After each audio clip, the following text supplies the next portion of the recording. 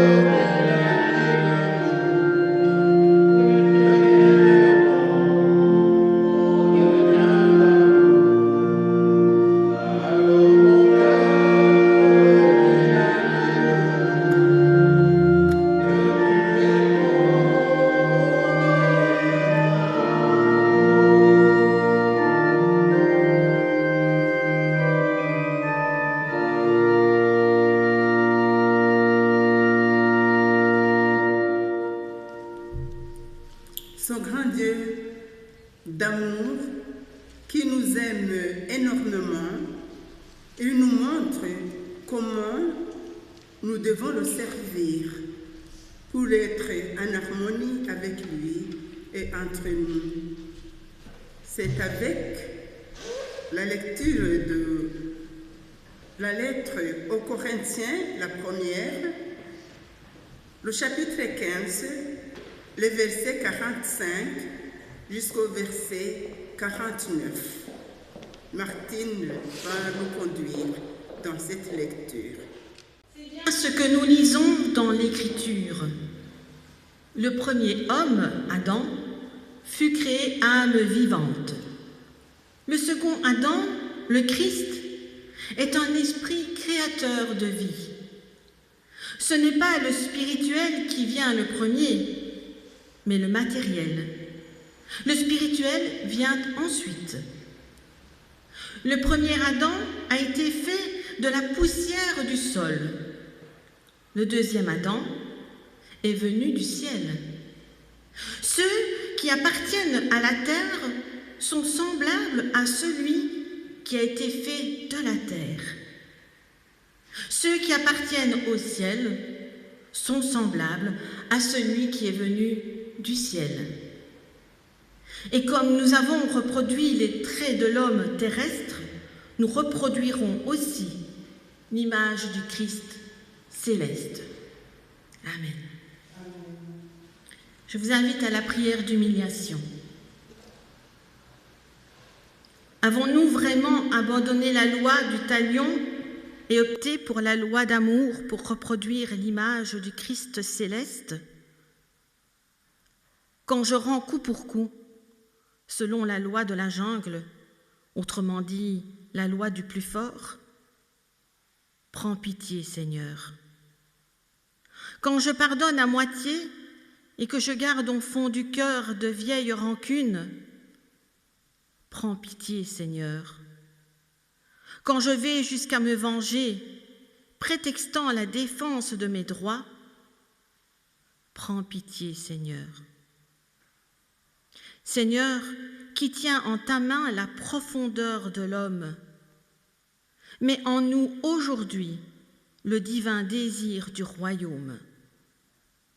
Tu dévoiles aujourd'hui l'océan de ta grâce. Sois pour nous l'horizon. Viens briser nos impasses. En Jésus le Seigneur, tu nous dis ta parole. Que l'Esprit dans nos cœurs démasque nos idoles et nous aide à les détruire. Amen. Je vous invite à chanter au cantique à la page 641, « Mon Dieu, mon Père », le numéro 4306, les strophes 1 et 2.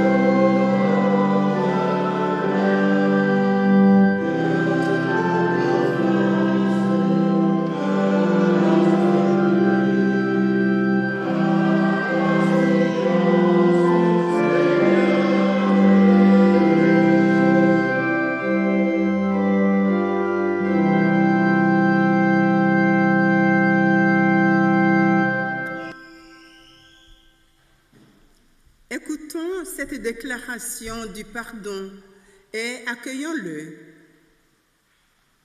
Quand les montagnes s'effondreraient, dit Dieu, quand les collines chanceleraient, ma bonté pour toi ne faiblira point et mon alliance de paix ne sera pas ébranlée. Je t'aime d'un amour éternel et je te garde ma miséricorde. Et voici comment Dieu a manifesté son amour. Il a envoyé son Fils unique dans le monde, afin que, par lui, nous ayons la vie. Prenons la main que Dieu nous tend. Voici le temps où Dieu fait grâce à notre terre. Jésus est mort un jour du temps. Voici le temps de rendre grâce à notre Père. Le Saint-Esprit bénit ce temps. Prenons le temps de vivre en grâce avec nos frères, avec nos sœurs. Amen. Et je vous invite à vous lever. Nous allons chanter au 54, 24, la grâce et joie. En anglais, Amazing Grace. C'est la page 712.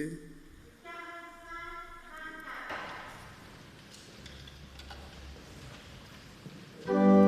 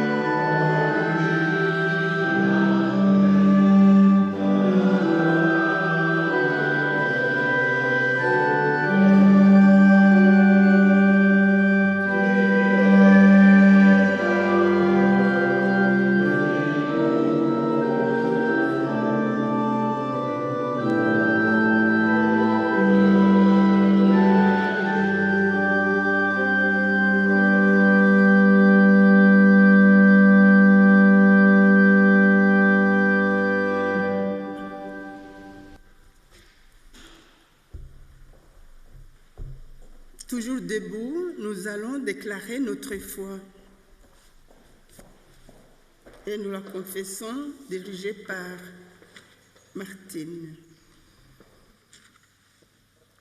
Je crois en Dieu comme chaque père aimant. Il a voulu pour tous les hommes une vie de paix, d'amour et d'espérance. Je crois en Jésus-Christ. Il est venu parmi nous pour nous remettre sur le chemin de la vraie vie. Il a pris sur lui les conséquences de nos folies. Je crois en l'Esprit Saint. C'est Dieu qui agit en nous maintenant et transforme nos vies. C'est par lui que l'amour devient une force vive en quiconque met en Dieu son espoir. Je crois que l'Église rassemble ceux qui apprennent à espérer. Elle est le lieu des recommencements et des nouveaux départs. Amen. Frères et sœurs, en voyant en chacun de ces enfants que le Seigneur aime, il veut nous combler. Et sans l'aide de l'Esprit Saint, nous ne pouvons pas avancer. C'est l'esprit des recommencements. Et cet esprit déverse sur chacun et chacune de nous le courage et il nous rend capables d'accomplir ce qui est difficile, voire impossible aux yeux des humains. Prions pour que le Seigneur nous donne son esprit qui illumine nos cœurs et qui illumine aussi les chemins de la vie de chaque jour. Prions.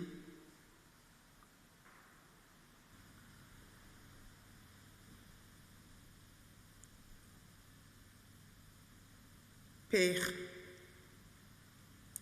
tu es là.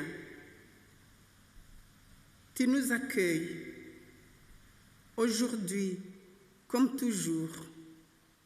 Quand nous levons nos yeux vers toi, tu nous accueilles quand nous sommes dans les difficultés d'accomplir l'enseignement du Christ. Nous y parvenons si très peu de fois. Aide-nous pour que nous puissions être dociles et que nous puissions, Seigneur, par la force du Saint-Esprit, accepter d'être guidés par lui. Merci parce que tu le fais. Amen.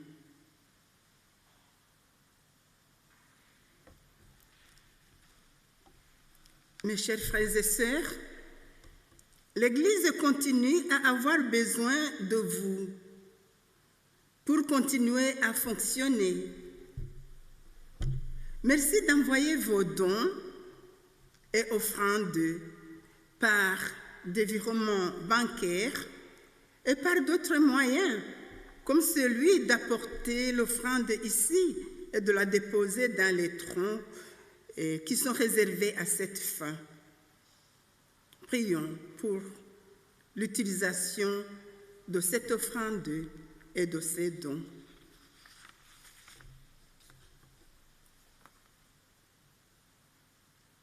Père très saint, accepte notre offrande joyeuse, l'offrande de notre argent, l'offrande de notre travail, l'offrande du temps nécessaire à l'écoute et toute offrande que nous inspire ton amour. Oui, Seigneur notre Dieu, nous sommes blessés par le péché et le mal. Le mal est souvent plus fort que notre désir de faire du bien. Aide-nous à accepter délibérément la nouvelle loi proposée par Jésus, ton Fils, notre Seigneur, que notre cœur soit du moins plus aimant et qu'il apprenne à prier, à bénir et à pardonner. Amen. Nous allons suivre la lecture dans la Bible et nous suivrons 2 lectures, une dans 1 Samuel et l'autre dans l'Évangile de Luc. C'est 2, 7 à 9, 12, 13 et 22, 23. 1 Samuel 26. Saül se mit en route pour le désert de Ziph, afin d'y chercher David. Il était accompagné de 3000 meilleurs soldats d'Israël. Pendant la nuit, David et Abishai se rendirent au camp de l'armée. Saül, couché, dormait au centre du camp, sa lance plantée en terre auprès de sa tête. Abner et sa troupe dormaient tout autour de lui. David prit la lance et la cruche près de la tête de Saül, et ils s'en allèrent. Personne ne se réveilla. Personne ne vit ni ne sut quoi que ce soit. Tout le monde dormait, car le Seigneur avait fait tomber sur eux un profond sommeil. David passa de l'autre côté de la vallée et se tint sur une hauteur à bonne distance du camp de Saül.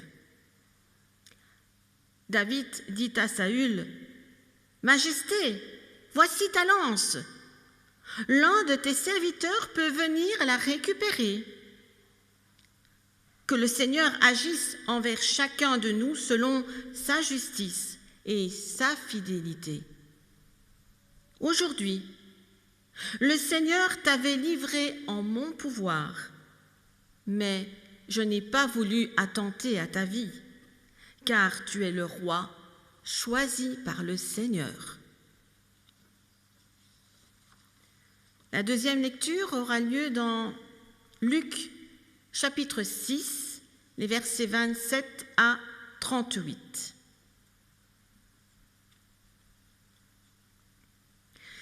Jésus dit encore à ses disciples, « Je vous le dis, à vous qui m'écoutez, aimez vos ennemis, faites du bien à ceux qui vous haïssent, bénissez ceux qui vous maudissent et priez pour ceux qui vous maltraitent. Si quelqu'un te frappe sur une joue, présente-lui aussi l'autre. Si quelqu'un te prend ton manteau, laisse-le prendre aussi ta chemise. Donne à quiconque te demande quelque chose. Et si quelqu'un te prend ce qui t'appartient, ne lui réclame pas. Faites pour les autres exactement ce que vous voulez qu'ils fassent pour vous. Si vous aimez seulement ceux qui vous aiment, pourquoi vous attendre à une reconnaissance particulière? Même les pécheurs en font autant. Et si vous faites du bien seulement à ceux qui vous font du bien, pourquoi vous attendre à une reconnaissance particulière? Même les pécheurs en font autant. Et si vous prêtez seulement à ceux dont vous espérez qu'ils vous rendront, pourquoi vous attendre à une reconnaissance particulière? Des pécheurs prêtent aussi à des pécheurs pour qu'ils leur rendent la même somme. Au contraire, aimez vos ennemis, faites-leur du bien et prêtez sans rien espérer en retour.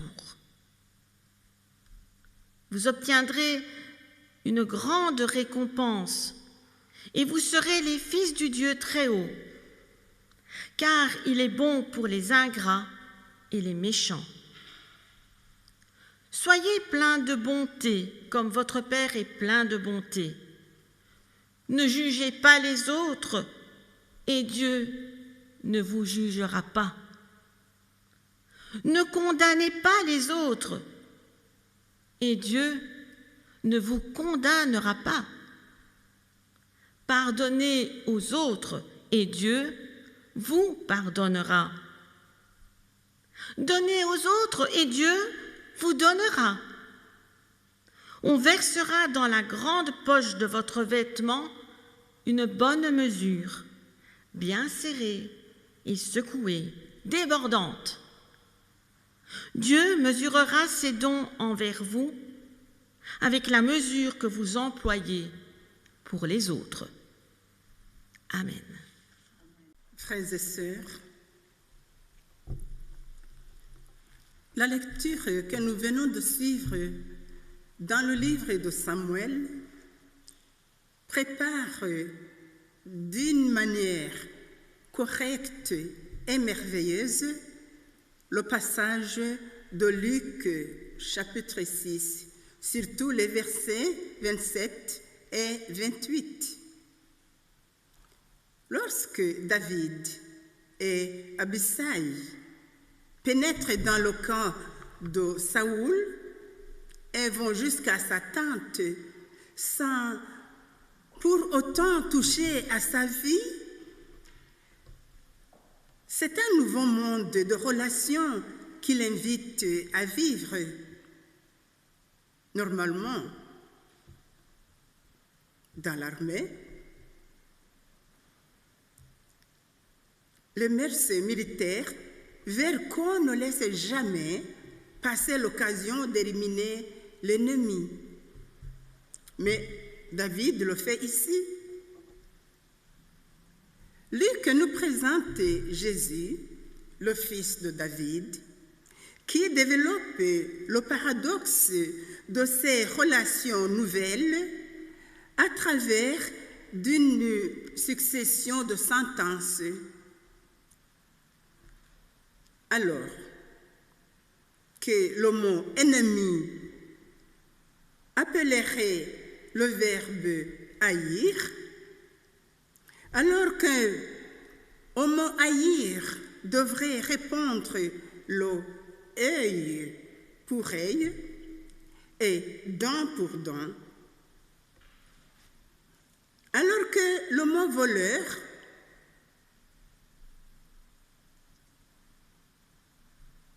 devrait réveiller la poursuite, l'arrestation, le jugement, c'est exactement le contraire qui est annoncé.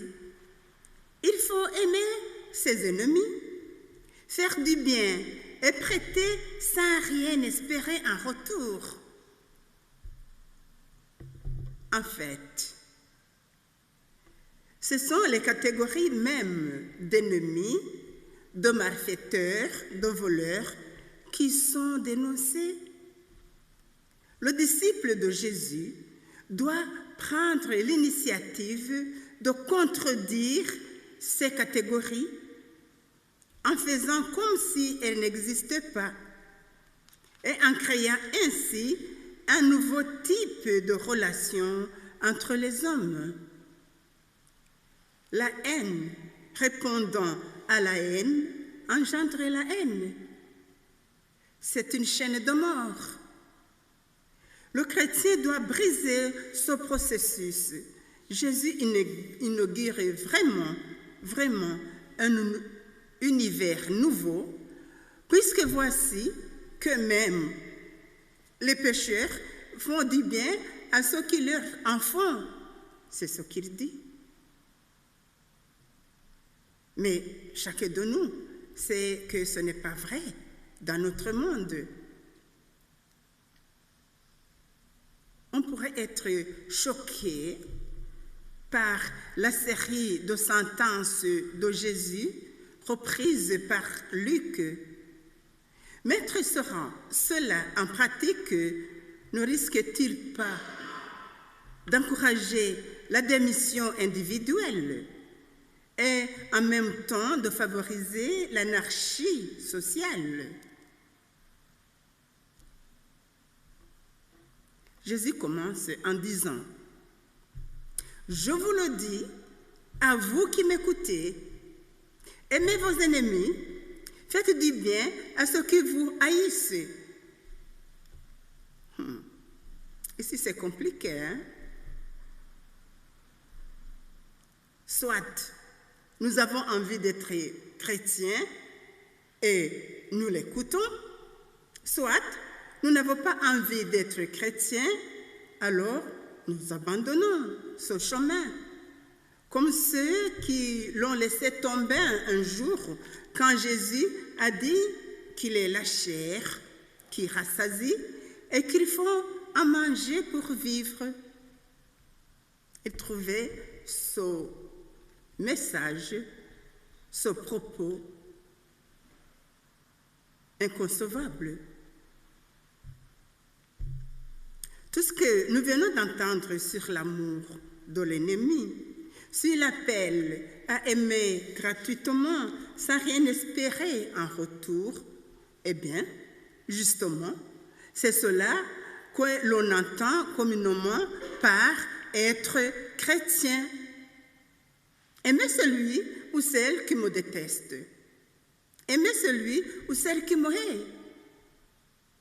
Aimer celle ou celui qui me fait du mal. Bénir et faire du bien précisément à celui ou à celle qui me maudit et me fait mal. Rien ne décrit mieux le christianisme. Mais l'être chrétien n'existe pas, ou si peu. Et donc, frères et sœurs, vous, chrétiennes et chrétiens, il faut malheureusement bien le reconnaître, l'être chrétien n'existe pas, ou si peu. Nous apprenons seulement à le devenir. Et c'est ce que Jésus fait. Il ne nous ménage pas. Il nous apprend comment devenir justement chrétien. Et si nous prenions ici un exemple des plus criants, un exemple extrême, mais c'est une triste réalité. Comment voulez-vous qu'une personne abusée sexuellement par un pasteur, par un prêtre, par un parent, bref, par quelqu'un étant encore enfant, puisse dire aujourd'hui, même si elle avait toute la bonne volonté d'être bon chrétien, d'être bonne chrétienne, l'exiger à dire « J'aime cet homme qui pourtant m'a détruite. » Impossible. Ah non, pas impossible, mais très, très difficile. Vous en convenez? D'ailleurs, Jésus dit aussi à propos d'un fauteur de scandale, « Mieux vaudrait pour lui se voir passer autour du cou une pierre à moudre et être jeté à la mer que de scandaliser un seul de ses petits. » Et pourtant, c'est le même Jésus qui nous fait prier. Pardonne-nous nos offenses, comme nous pardonnons nous aussi à ceux qui nous ont offensés. Beaucoup ont prié à cette prière, se taisent quand ils arrivent à cette phrase, parce que c'est difficile, parce que nous avons au fond de nous quelque chose que nous ne voulons pas pardonner, quelque chose que nous ne voulons pas lâcher, parce que ça nous fait très mal. Et pourtant, Jésus dit de prier ainsi: pardonne-nous nos offenses, comme nous pardonnons aussi à ceux qui nous ont offensés. Pardonne-nous comme nous pardonnons. Et l'Évangile dit justement: ne jugez pas et vous ne serez pas jugés. Ne condamnez pas et vous ne serez pas condamnés. Pardonnez et vous serez pardonnés, car la mesure dont vous vous servez pour les autres servira aussi pour vous. Autrement dit, pas d'autre moyen de s'en sortir que de sortir du cercle vicieux de la haine qui répond à la haine et qui nous laisse dans la haine. Pas d'autre moyen de bien vivre que d'arriver au bien qui fait du bien quand on me fait du mal.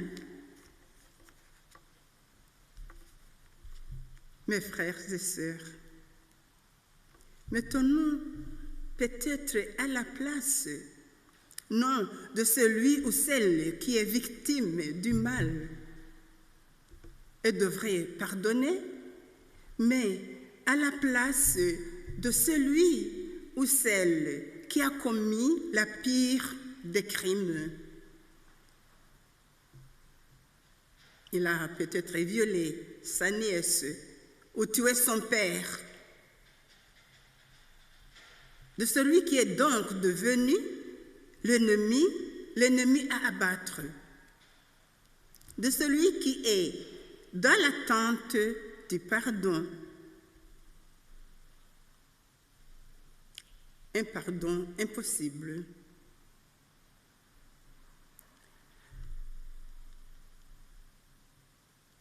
À la place de celle ou celui qui désespère de ce qu'il a fait. Mais on peut aussi imaginer des fautes bien moindres, mais qui ont la capacité de nous culpabiliser à vie.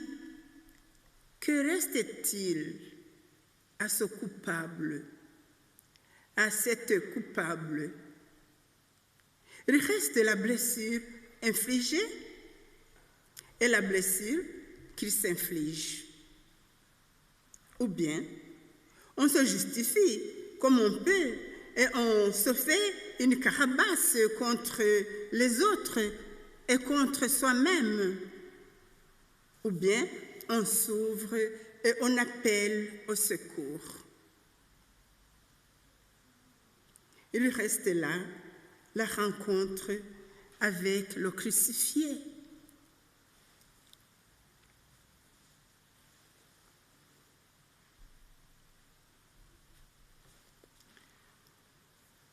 C'est cette rencontre de Jésus qui est décisive.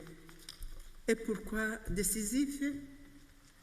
Car une rencontre de Jésus qui a lieu non pas sur des chemins ensoleillés de Palestine ou au bord des belles rives du lac de Galilée ou de la grande mer Méditerranée. La rencontre décisive de Jésus se fait quand il est sur la croix. Jésus, le crucifié, Jésus crucifié une fois pour toutes, par toutes nos fautes. Jésus, l'innocent, qui prend sur lui tout le mal de tous les coupables. Jésus, qui prend sur lui le mal fait par tous les hommes de tous les temps, depuis que l'homme existe et jusqu'à la fin des temps.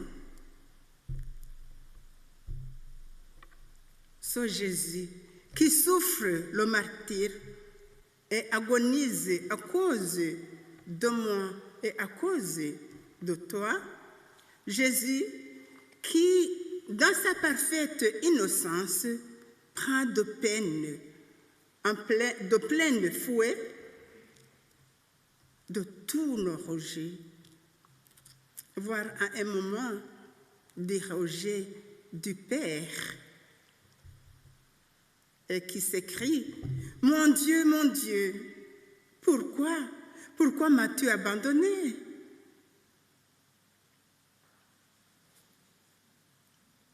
Le coupable qui comprend ce qui se passe là, sur cette croix, une fois pour toutes, ce coupable voit de fait tous les faits désastreux de son mal. Jésus, le Fils de Dieu, l'innocent par excellence, est atteint. Il l'a voulu. Mais il a dit, « Ce que vous avez fait au plus petit, c'est à moi. » Et bien là, justement, sur la croix, tout coupable rencontre l'amour de l'ennemi accompli. Il est là, l'amour de l'ennemi à la croix, sur celui qui est pendu. Ce Jésus qui est vraiment la victime de ses ennemis, qui crie dans sa douleur et dans son amour inimaginable, « Père, pardonne-leur. Ils ne savent pas ce qu'ils font. » Oh, comme j'aimerais que nous puissions dire cela au Père quand nous prions pour ceux qui nous font du mal. Reconnaître que souvent, ils ne savent pas ce qu'ils font. C'est difficile à dire et c'est difficile à intégrer, mais c'est possible. Eh bien, ce Jésus, il va mourir, oui, mais pour ressusciter. Et son amour de tout ennemi dont je suis est bien plus fort que toutes les revanches, toute vengeance, toute haine, tout ressenti, toute peine qui n'ont jamais fait vivre, encore moins ressusciter. Jésus ressuscité, c'est la victoire de l'amour pour le pécheur, pour l'ennemi. Oui, un jour, Jésus te rencontrera, si ce n'est déjà fait, et tu sauras que cet amour est grand, parce que cet amour, il nous la donne, il nous fait le vivre, alors que nous sommes indignes. Ce qu'il a fait sur la croix nous rend dignes et nous permet de dire aux autres, je te pardonne, même si c'était difficile.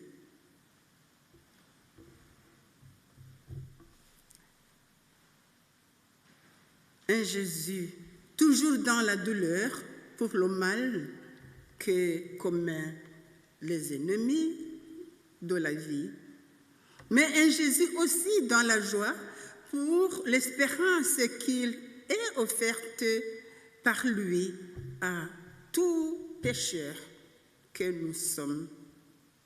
Il faut donc regarder vers Jésus. Oui, c'est finalement simple, si on peut le dire ainsi. Un seul est capable d'être appelé chrétien. Un seul, parce qu'il est seul capable d'aimer ses ennemis. C'est le Christ crucifié et ressuscité. Alors que devons-nous faire, nous?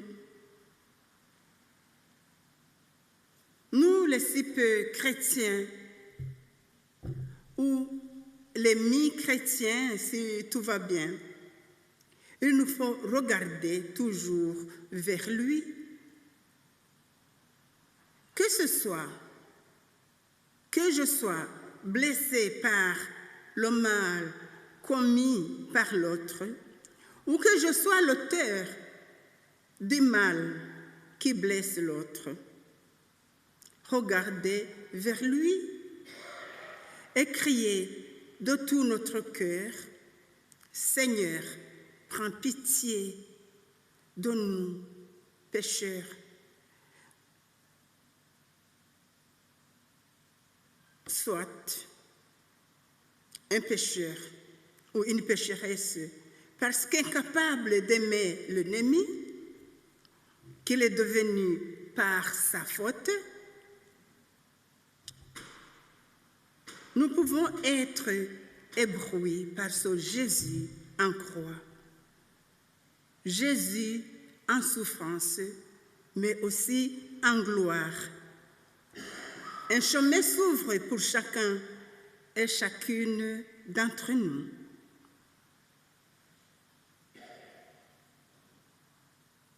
Un texte difficile à analyser et à suivre, mais un texte qui nous appelle à être chrétiens. Que le Seigneur de tous les pardons nous sanctifie par son amour infini. Amen.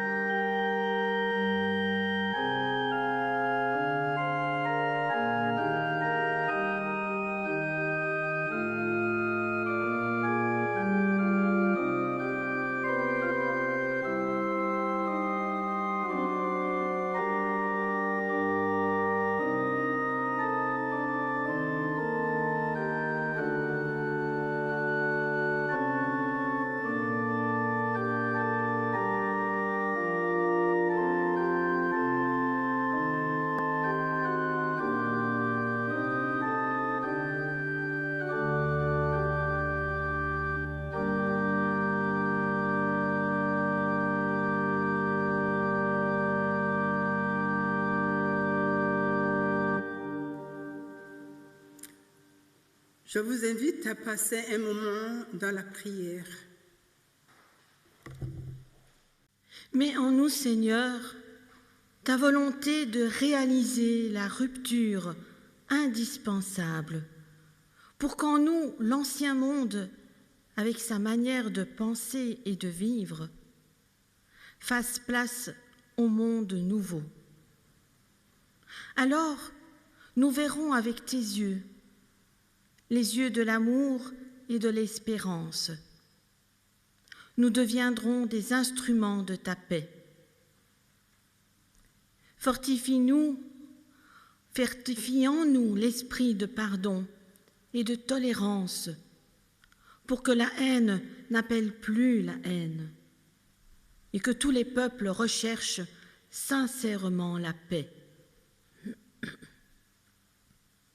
Ouvre-nous à la présence des autres pour que là où nous sommes, nous nous efforcions de nouer des relations entre humains, parce que tu as mis en nous l'amour fraternel.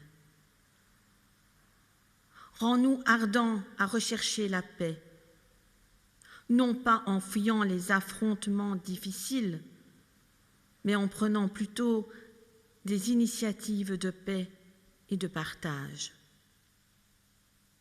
Fais, Seigneur, que nous ne nous contentions pas d'idées, mais que nous passions vraiment aux actes et réalisions notre part de ton grand projet d'amour. Les relations entre les hommes commenceront alors à se transformer. Et ce sera un pas vers la paix entre les nations et dans le monde entier. À ce sujet, nous t'apportons ce qui se passe en Ukraine, pas loin de chez nous, au Moyen-Orient. Nous te demandons le rétablissement de la paix dans toutes ces régions et ailleurs dans le monde. Nous te le demandons par Jésus-Christ, ton Fils, notre Seigneur et Sauveur. Amen. Je vous invite à chanter au cantique à la page 692, j'ai l'assurance de mon salut, le numéro 45-11.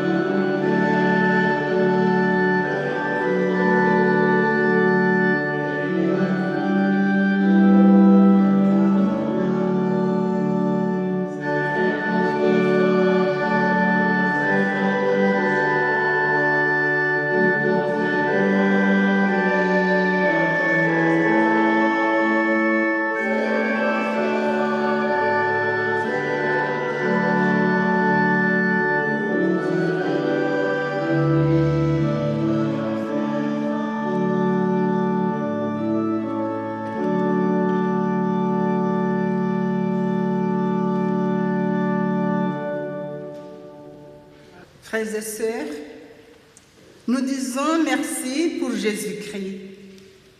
Il est venu ouvrir la voie d'un monde nouveau qui a commencé et que nous préparons avec lui. Prions. Tu es Seigneur, le Père de tous les recommencements. Ton amour est infatigable et ton pardon inépuisable. Tu es aussi le Dieu de tous les bouleversements. Tu renverses nos projets, tu abats nos constructions, tu fais table rase de toutes nos tentatives et de tous nos échecs. Et tu nous appelles à entreprendre avec toi l'œuvre nouvelle, celle qui prépare le royaume de ta paix et de ta justice. Oui, merci, parce que nous pouvons compter sur toi, sur ta force, ton pardon et ta persévérance. Et c'est pourquoi nous te chantons maintenant avec tous ceux qui, comme nous, connaissent la joie de ta vie au cœur de leur vie. Et nous chantons au 62-42. Saint, Saint, Saint est le Seigneur, et c'est à la page 983. Je vous invite à vous lever pour chanter à ce chant. Saint,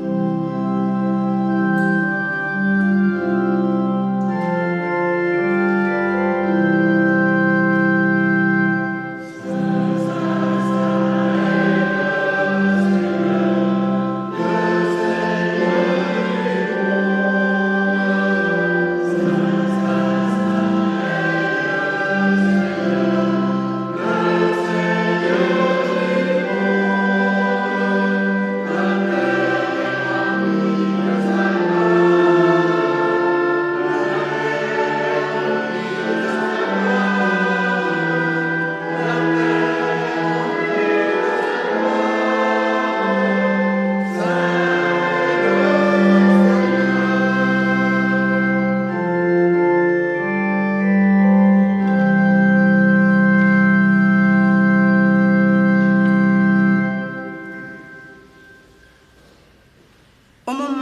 d'accomplir le pas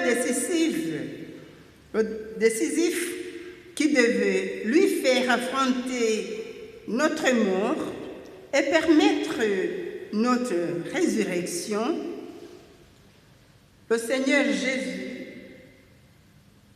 a pris le pain. Après avoir rendu grâce, il le rompit et le donna à ses disciples, leur disant, « Prenez, mangez-en tous, c'est mon corps qui sera livré pour vous. Et faites ceci en mémoire de moi. »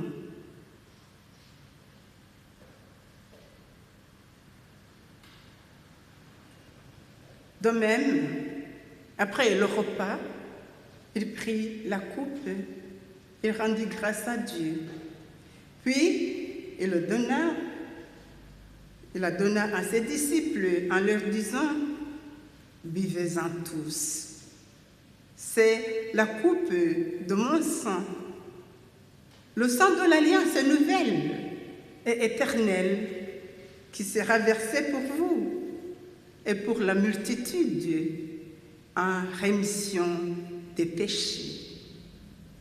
Faites ceci, dit-il, en mémoire de moi. »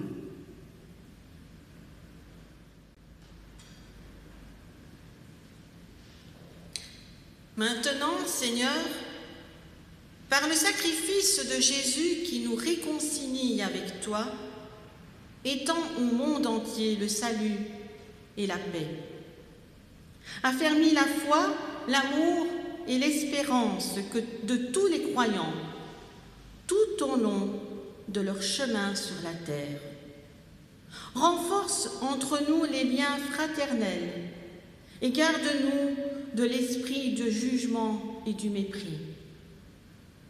Donne-nous des esprits vifs et créatifs, des espaces d'accueil pour discerner toutes les occasions de manifester la réalité du monde différent que tu prépares avec nous. En Jésus, nous te prions. Venez maintenant, frères et sœurs, venez chercher ce qui est prêt. Venez puiser à la source du pardon et de l'espérance. Venez, la table est prête. Le pain rompu, c'est la communion au corps du Christ.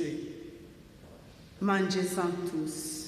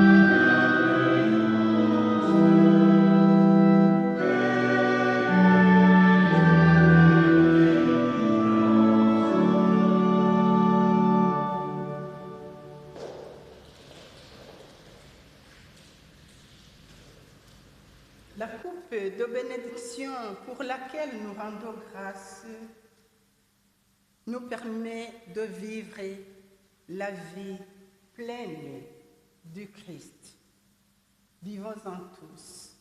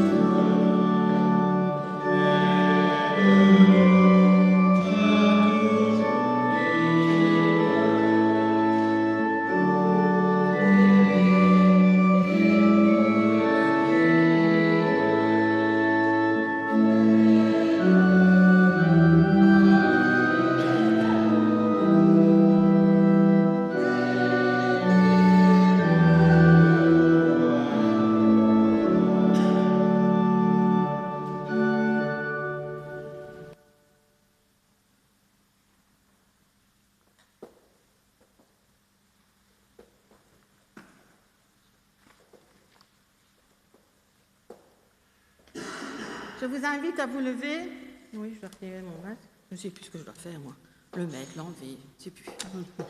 Je vous invite à vous lever pour la prière d'action de grâce. Toi qui es tout amour et toute paix, Seigneur Dieu notre Père, merci d'être venu à nous et de nous avoir ouvert le cœur. Tu nous rends plus aimants, tu nous charges de bénir, de prier et de pardonner. Tu veux que nos cœurs reconnaissent en chacun ton enfant. Il ne nous quitte pas pour que nous puissions croître dans la compréhension et la solidarité, à l'image de Jésus, le vivant, le vainqueur. Ensemble, disons la prière que le Christ nous a apprise.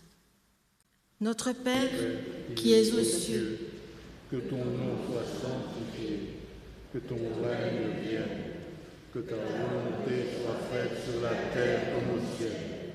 Donne-nous aujourd'hui notre pain de ce jour. Pardonne-nous nos offenses, comme nous pardonnons aussi à ceux qui nous ont offensés. Ne nous soumets pas à la tentation, mais délivre-nous du mal, car c'est à toi qu'appartiennent le règne, la puissance et la gloire pour les siècles des siècles. Amen. J'ai commencé par les troncs du 13 février. Dans le tronc central, il y avait 158 €. Dans le tronc de la mission contre la lèpre, 55 €. Et le second tronc de ce jour est destiné à l'action pastorale.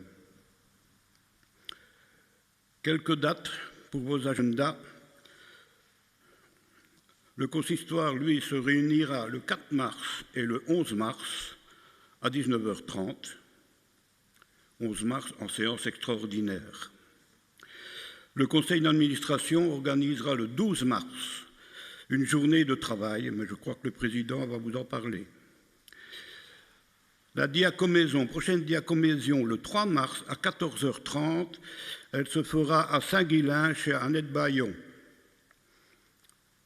Ceux qui ne savent pas demandent aux autres où c'est.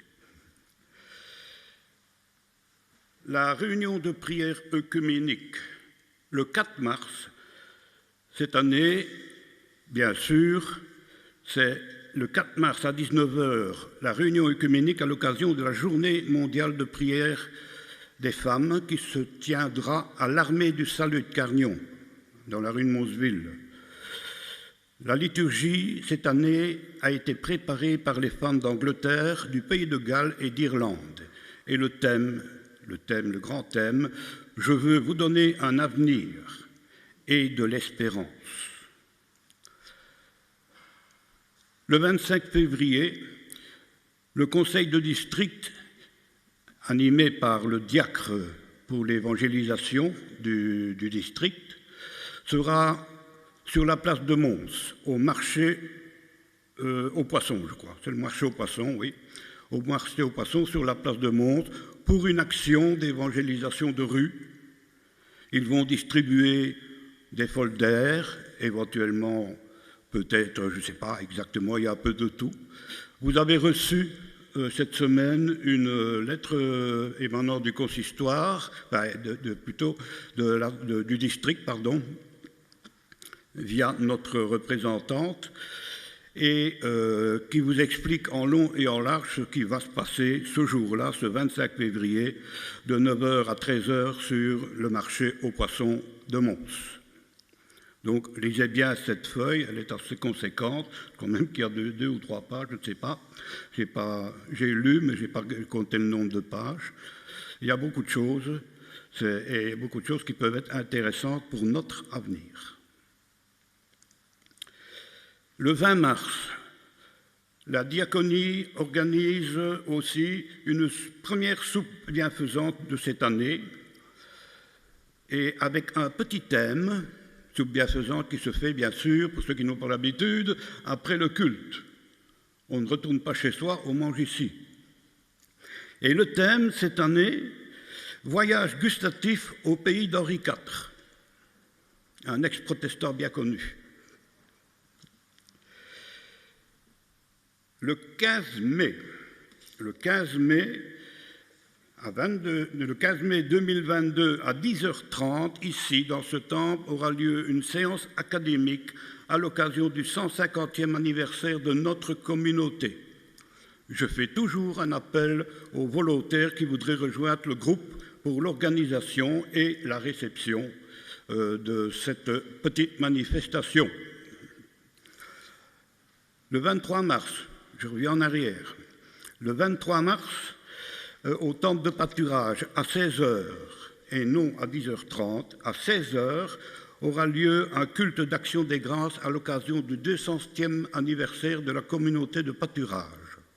Donc à 16h au lieu de 10h30 comme prévu précédemment. Et le 22 mai sera tenue notre assemblée d'église annuelle, 22 mai à 15h comme d'habitude, mais vous aurez bien sûr tous les renseignements par courrier et tous les documents nécessaires pour pouvoir participer activement à cette assemblée. Je signale qu'au niveau électoral, elle n'est pas là, mais au niveau électoral, il faudra réélire notre représentante de l'Assemblée d'église pour l'Assemblée de district. Elle doit être réélue cette année. Maintenant, je vais passer la parole au président du conseil d'administration qui vous en dira plus sur certaines choses. Bien, donc le conseil d'administration s'est réuni ce mercredi 16 mai. C'est notre première... c'est février, désolé, mais j'ai la tête encombrée pour le moment. C'était donc notre première réunion trimestrielle. Nous nous sommes penchés sur l'évolution des travaux en cours. Alors, il y a déjà une première partie de mise en conformité au niveau incendie qui a été faite. Nous avons eu l'avertissement de la menuiserie Ergo comme quoi ils viennent placer les 3 portes qui étaient à remplacer pour être en conformité incendie. Ça se fera à partir de mardi matin. Donc ce sera probablement mardi et mercredi. Il y a aussi le ferronnier Mazy, qui est dans le zoning ici, qui a refait les 2 portes grillages de part et d'autre du temple et qui s'annoncera certainement aussi cette semaine. Il m'a téléphoné la semaine dernière pour savoir quelle est la couleur de la peinture qu'on devait mettre sur les portes et dès que ce serait terminé, il viendrait placer. Donc ce sera certainement dans le courant de cette semaine, au plus tard, courant de la semaine suivante. Nous avons délibéré aussi sur les 3 adjudicataires pour l'installation et ou la rénovation de chauffage. Donc il y a l'installation d'un chauffage dans la partie annexe pour pouvoir chauffer correctement les salles d'archives et les sanitaires. Les dames qui ont demandé pour avoir un peu plus chaud. Ça nous permettra d'enlever les foyers au gaz qui consomment énormément et qui ne sont plus aux normes de sécurité, puisque maintenant il faut prévoir, quand on a des foyers au gaz comme ça dans des locaux, il faut une ventilation particulière. Donc on espère avec ça déjà réduire une partie du chauffage. Vous savez que dans la salle annexe, il n'y a plus qu'un foyer sur les 2 qui fonctionne tant bien que mal. Et là aussi, il y aura l'installation d'un chauffage central. Et puis le temple, une chaudière qui date quasiment de 47 ans, qui consomme énormément, qui sera remplacée aussi avec un nouveau système de ventilation et des stratificateurs qui vont rabattre la chaleur des plafonds vers le sol. Et on espère comme ça au moins faire une économie d'énergie de 30%. C'est la société Michael Chauffage qui a été retenue par le conseil d'administration. Le dossier a été envoyé à l'ERB, à Ferdinand de Housse, pour vérification et pour approbation. Et ça a été très vite parce que le lendemain, le soir, on avait déjà la confirmation que notre dossier avait été retenu et qu'on pouvait lancer les bons de commande, ce qui est fait. Donc, bientôt, nous aurons pas mal de travaux qui commenceront. Probablement la petite salle à côté et la maison en premier lieu, puisque le temple, il faut qu'on attende que la période de chauffe soit terminée. Ce sera des travaux de grosse importance en tout cas. Journée de travail le samedi 12 mars Il y aura du travail de nettoyage, bien sûr, et on continue toute une liste qui va être affichée. Donc, on continue de mettre en conformité au niveau électricité ce que nous pouvons faire nous-mêmes, c'est du démontage ou de la fixation de canalisation. Et le reste, bien sûr, sera fait par la société Sebelec qui avait été retenue. Mais quand les chauffages sont placés, puisqu'à ce moment-là, il faudra tout recontrôler, et de nouveau faire repasser la société BTV pour recontrôler définitivement nos installations. Et enfin, nous serons en ordre au niveau des services incendies, et on pourra respirer encore pendant 5 ans, puisque tous les 5 ans, on sera obligé de faire un contrôle. Voilà, je vous remercie, un bon dimanche à tous. Je vous rappelle l'étude biblique de ce 27 février. Donc, ça a lieu avec le thème proposé par le Conseil synodal sur le climat, puisqu'il y aura une assemblée synodale extraordinaire sur le même thème.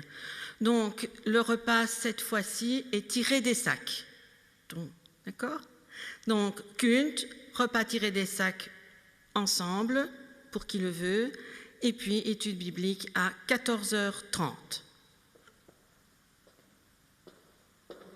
Et Martine, merci du consistoire pour les annonces et au pour vos annonces. Je vous invite à vous lever.